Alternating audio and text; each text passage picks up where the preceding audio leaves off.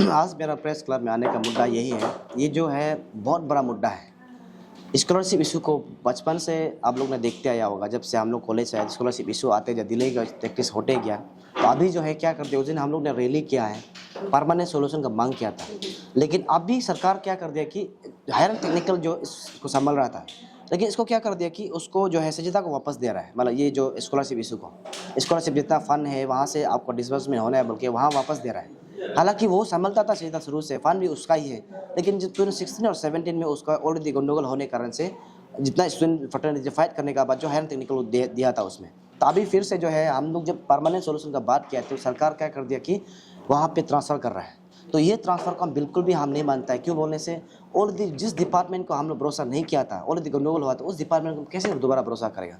इसलिए हम सरकार को मेमोरेंडम ये दे रहा है कि आप कम से कम ये आप नोटिस को आप वापस लो। 4 तारीख को आपने ये नोटिस देता है कि आप जो जितना जो मतलब एजुकेशन डिपार्टमेंट का जो आप हायर टेक्निकल कर रहा था, फंडिंग कर रहा था, उसको जो है वापस संजीदा को देना है बोले। तो जितना जो स्टूडेंट का बोनाफाइड स्टूडेंट को मैं ये अपील करता हूँ कि ये जो है बहुत बड़ा मुद्दा है और ये डिले टैक्टिस को है। अभी तक मोर देन 10,000 स्टूडेंट को अभी तक जो है स्कॉलरशिप नहीं मिला, अभी तक रिमाइंडिंग है। उस रिमाइंडिंग को सरकार या एजुकेशन डिपार्टमेंट ये बताना है कि क्या कारण से रिमाइंडिंग है। पैसा तो है लेकिन स्टूडेंट को कैसे नहीं मिल रहा है, क्या प्रॉब्लम है, डॉक्यूमेंट्स कौन सा में प्रॉब्लम, ये तो बताइए। और सरकार की तरफ से कभी डिपार्टमेंट तरफ ये नहीं बताता है कि इसमें आपका अकाउंट को सेविंग करना है, आपका ये प्रॉब्लम है, उसके डिपार्टमेंट तरफ से कॉल नहीं आता है, तो वो पैसा आखिर का जाके कहाँ जाएगा।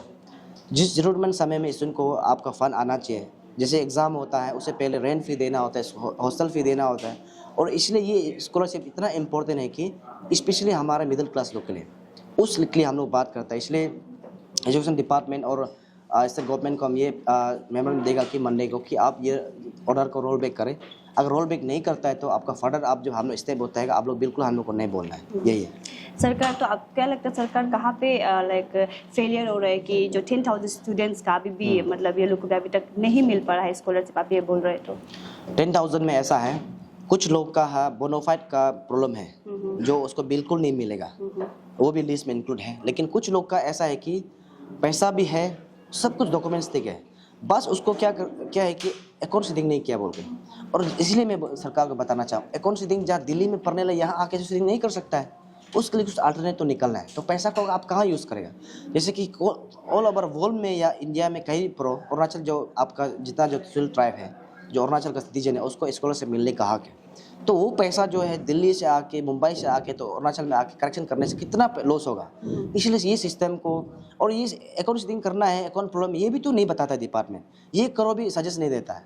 तो इसलिए ये डिपार्टमेंट को मैं बार बार कहना चाहूँगा, सैलरी आप क्यों ले रहा है, सैलरी ले रहा है तो गाइड भी करना आपका ड्यूटी है। तो सैलरी कहाँ से मिलता है, आप हम लोगों का आपका टैक्स से मिलता है, तो आप हम लोग का ड्यूटी करना चाहिए। आप ऐसा नहीं कि आप डायरेक्टर बन गया, नोडल ऑफिसर बन गया, क्या हम बहुत कुछ है, ऐसा नहीं है ना।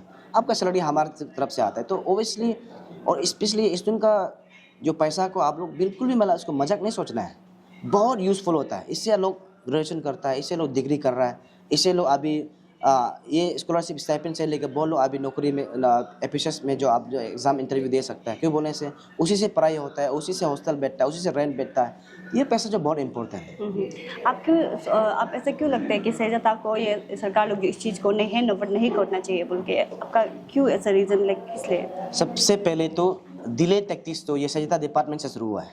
तो 16-17 से इतना लोग लग के आया है, जहाँ से डिले टैक्टिस हो के आया उसको हम कैसे विश्वास करेगा। मेन बात जो वो है, ऐसा नहीं कि वो डिपार्टमेंट नया डिपार्टमेंट दे रहा है, ऐसा नहीं है।